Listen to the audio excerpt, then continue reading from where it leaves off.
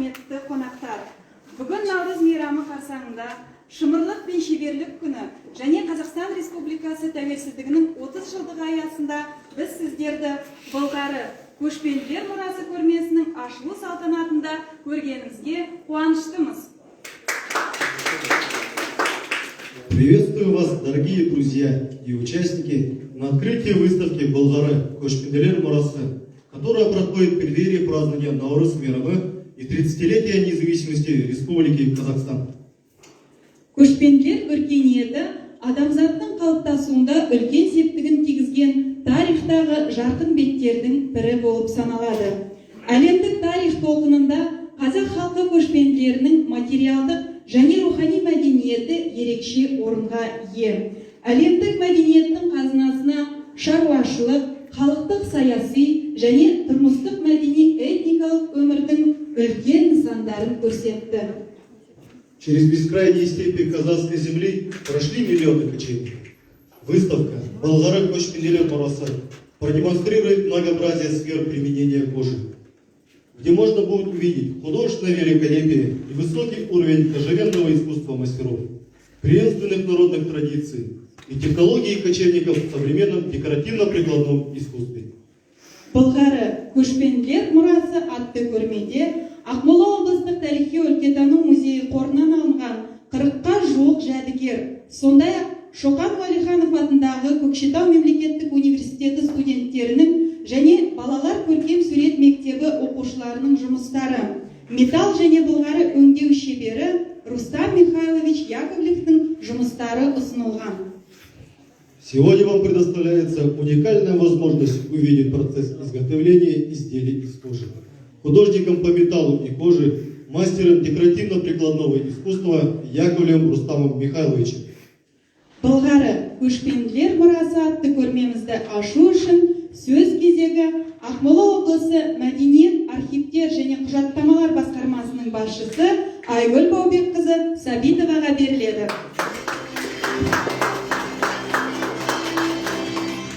Құрметті жерлестер, құрметті ақмолалықтар, бүгін де міне ұлыстың ұлы күні Наурыз мейрамына орай көшпенділер мұрасы атты көрмеге қош келдіңіздер. Енді биыл өздеріңіз білесіздер, Наурыз мерекесі жаңа форматта өткізіп жатыр. Ақмола облысында, Ақмола мәдениет мекемелерінде жақсы бір жаңа форматты іс-шаралар, жоспарлар осы өмірге туындалып жатыр. Сондықтан да біз сіздерді әрқашанда онлайн түрде біздің іс-шараларға қатысыңыздар, көріңіздер.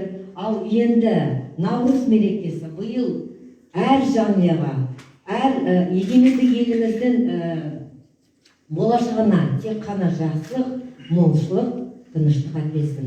Еліміз аман, жұртымыз тыныш болсын. Құтты болсын. Құттықтау сөзі Шоқан Уәлиханов атындағы Көкшетау мемлекеттік университетінің бейнелеу өнері, дизайн және сызу кафедрасының аға оқытушысы Шарипов Рүстем Хасенұлына беріледі.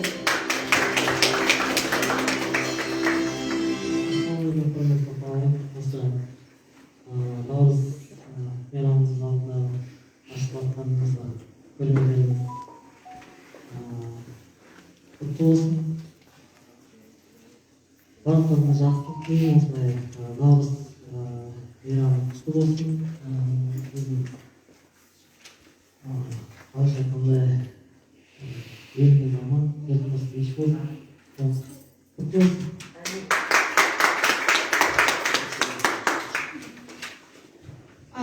Келесі алғыс хаттарды ұсыну Ақмола облыстық тарихи-өлкетану музейінің директоры Қуаныш Ғибадатұлы Шақшақовқа беріледі.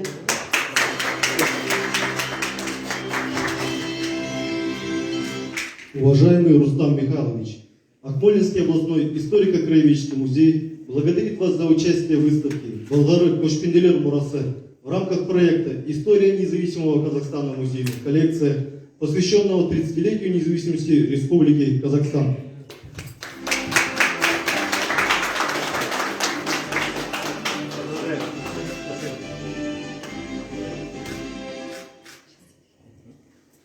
Келесі алғыс хат Ақмола облыстық тарихи-өлкетану музейі Қазақстан Республикасының тәуелсіздігінің 30 жылдығына арналған музей коллекциясындағы тәуелсіз Қазақстан тарихы жобасы және Наурыз мейрамы аясында өткізген Былғары көшпенділер мұрасы көрмесіне белсене қатысқаны үшін Шоқан Уәлиханов атындағы Көкшетау мемлекеттік университетінің бейнелеу өнері және сызу кафедрасына алғысын білдіреді.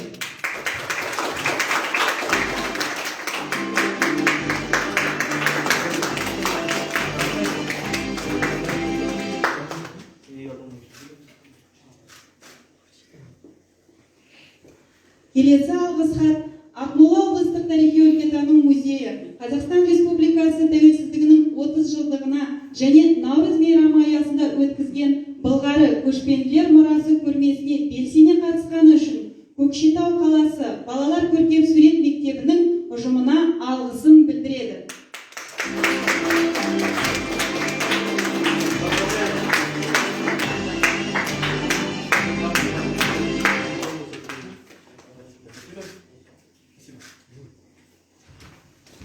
Қазақ халқының ұлттық киімдері адамның жасына, беделіне қарай әртүрлі болған.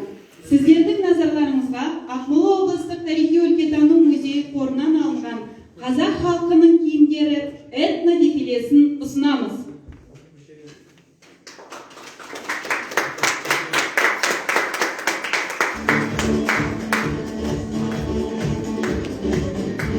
Бозбала мен бойжеткен костюмінің жиынтығы. Ер бала киіміне кеудеше, жейде, шалбар, шапан, мата белбеу жатады. Шалбардың төменгі жағында бүйір кілттер жасалған. Қыздың костюмі қазақ халқының дәстүріне сәйкес ұлттық нақышта тігілген. Үн шумыршақтарымен және кеңес кезеңінің көптеген монеталарымен әшекейленген. Жас қыздың киім жиынтығы. Бүрмелі ақ көйлек, камзол, күлгіріп. Көйлек Көкшетау облысының Аяқбау ауданында тұрған Әлия Елеуоваға тиесілі болды. Ол өзі осы көйлекті тігіп өрнектеп кестелеген. Стильдендірілген ерлер костюмы, күлгі түсті, жасанды масатыдан тігілген шапан мен айыр қалпақ ер костюмының ансамблін құрайды. Жиектері қазақ халқының ұлттық киімдер нақышын ерекшелендіріп, алтын түсті жіппен кестеленген. Әйел костюмы шабдалы түстес өсімдік сипатты өрнектелген табиғи басылған жібектен тігілген қамзолдан және қызыл түсті табиғи жібектен тігілген көйлектен тұрады. Қамзол мен көйлек 20-шы ғасырдың басында тігілген. Әйелдің киім жиынтығы мақта шашақты орамал, көйлек, жібек қамзол. Көйлек шапқы сипатты өрнектелген, түрлі түсті жіптермен зерделенген. Көйлекті Айгүл Саттыбаева әжесі 1930 жылдары қызы Әлия үшін тігіп берген. Қазақтың қарт әйелінің киім жиынтығы. Бұл қазақ халқының көне заманнан келе жатқан киімдерінің түрі. Кимешек түлкі ішік ою өрнектелген көйлек. Ішкі түлкі терісімен астарланып, сырты көмір күрішпен ұсталған. Көйлек 1968 жылы музей экспозициясына арнайы тапсырыспен тіктірілген. Ер адам киімінің жиынтығы. Қасқыр ішік, тымақ, кісебелдік, саптама етік. Кісебелдік металл тілімшелері, наташасы және екі салқыншағы бар былғары жиынтық белбеу. Саптама етіктің өкшесі 4 қабатты металл шегелер мен табанында ағаш шегелер қалқылған.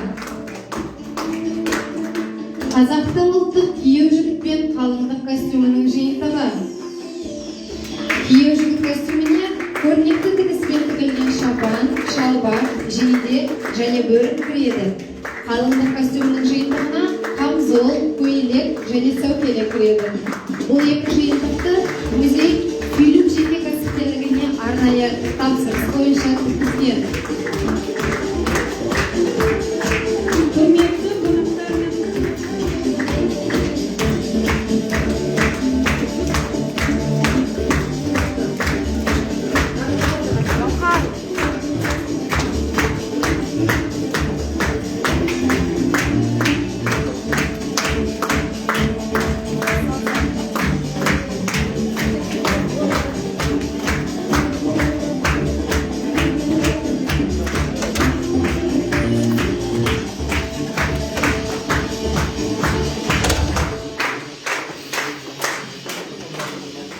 Құрметті қонақтар мен қатысушылар, сіздерді келе жатқан Наурыз мейрамымен құттықтап, бүгінгі көрменің ашылуына қатысқандарыңыз үшін алғысымызды білдіреміз. Көктемнің жарық әрі ерекше мерекесі сіздерге тек қана қуаныш пен бақыт әкелсін. Пусть этот весенний праздник, который является началом новой жизни, принесет вам много радости и счастья. Құрметті қонақтар, сіздерді көрме залына экскурсияға шақырамыз.